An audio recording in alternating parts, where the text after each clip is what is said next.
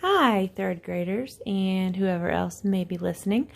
Before we started this school closure, we had started the story Frindle by Andrew Clements, and we did not get very far. So what I would like to do is start it over with you through this video and read you 2 chapters at a time, and that way you can hear how the story ends and you can hear how it started to refresh your memory a little bit. So let's start with chapter 1. And if you have any siblings, they can be listening too. Chapter 1, Nick. If you ask the kids and the teachers at Lincoln Elementary School to make 3 lists, all the really bad kids, all the really smart kids, and all the really good kids, Nick Allen would not be on any of them. Nick deserved a list all his own, and everyone knew it. Was Nick a troublemaker? Hard to say. One thing's for sure. Nick Allen had plenty of ideas, and he knew what to do with them. One time in 3rd grade, Nick decided to turn Miss Deaver's room into a tropical island. What kid in New Hampshire isn't ready for a little summer in February? So first, he got everyone to make small palm trees out of green and brown construction paper and tape them onto the corners of each desk. Miss Deaver had only been a teacher for about 6 months, and she was delighted.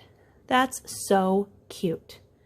The next day, all the teachers wore paper flowers in their hair, and the boys wore sunglasses and beach hats. Miss Deaver clapped her hands and said, "It's so colorful."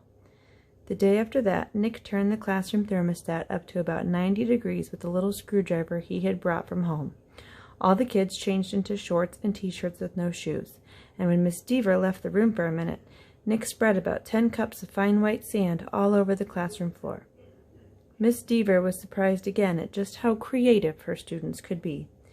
But the sand got tracked out into the hallway where Manny the custodian did not think it was creative at all, and he stomped right down to the office. The principal followed the trail of sand, and when she arrived, Miss Deaver was teaching the hula to some kids near the front of the room, and a tall, thin, shirtless boy with chestnut hair was just spiking a Nerf football over a net made from 6 t-shirts tied together. The 3rd grade trip to the South Seas ended, suddenly. But that didn't stop Nick from trying to liven things up. Lincoln Elementary needed a good jolt once in a while, and Nick was just the guy to deliver it. About a year later, Nick made the great blackbird discovery. One night, he learned on a TV show that red-winged blackbirds give this high-pitched chirp when a hawk or some other danger comes near. Because of the way sound travels, the hunter birds can't tell where the high-pitched chirp is coming from. The next day, during silent reading, Nick glanced at his teacher, and he noticed that Mrs. Avery's nose was curved, kind of like the beak of a hawk.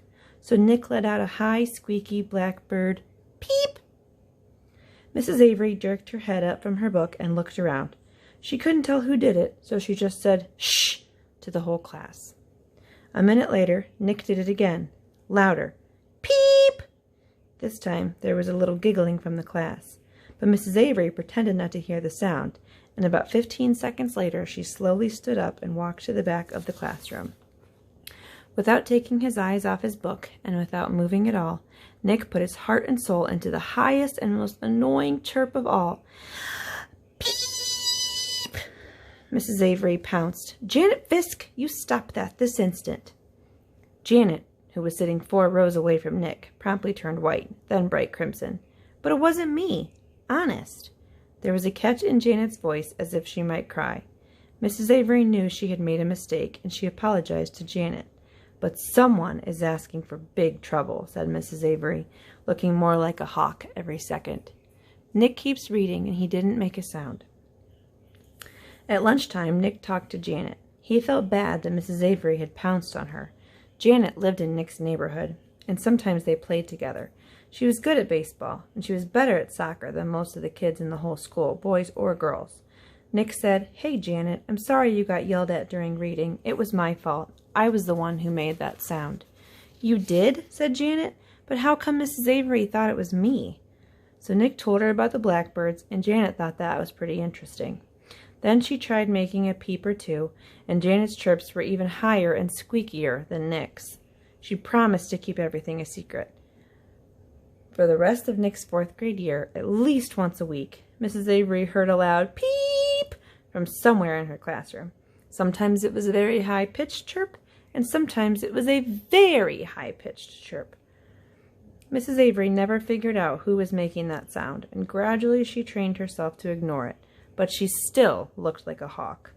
To Nick, the whole thing was just one long and successful science experiment, and Janet Fisk enjoyed it too. Chapter 2 is called Mrs. Granger. 5th grade was different. That was the year to get ready for middle school.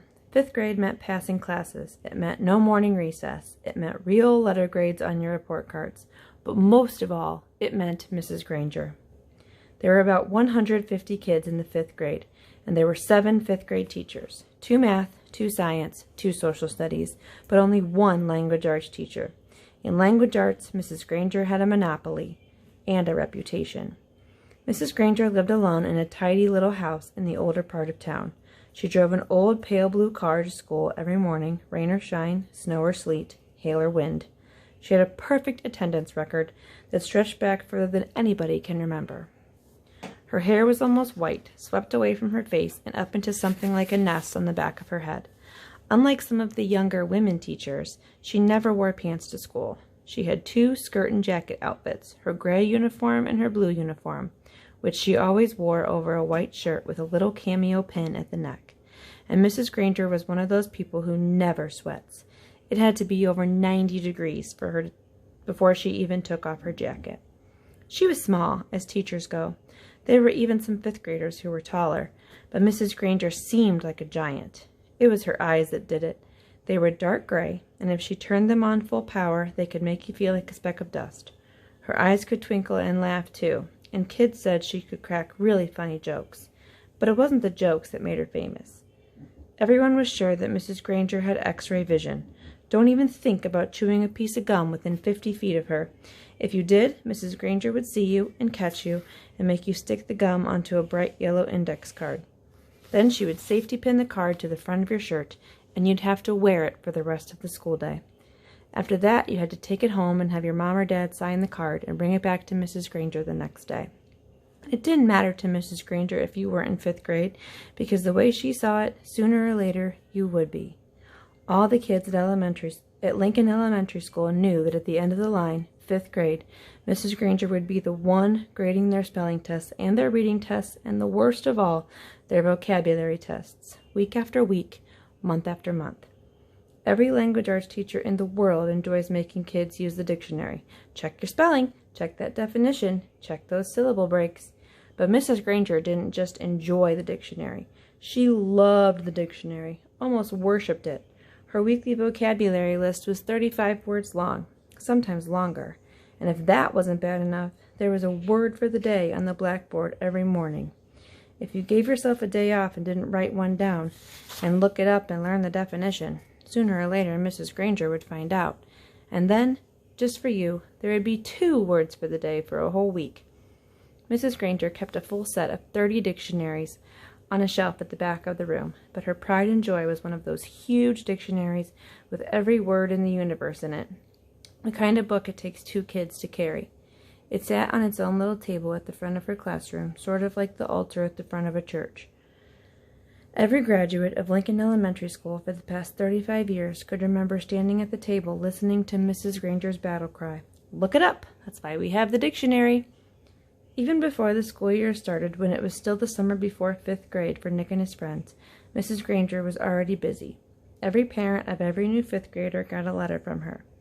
Nick's mom read it out loud during dinner one night in August. Every home is expected to have a good dictionary in it so that each student can do his or her homework properly. Good spelling and good grammar and good word skills are essential for every student. Clear thinking requires a command of the English language, and 5th grade is the ideal time for every girl and boy to acquire an expanded vocabulary. And then there was a list of the dictionaries that Mrs. Granger thought would be acceptable for home study. Mrs. Granger said, "It's so nice to have a teacher who takes her work this seriously."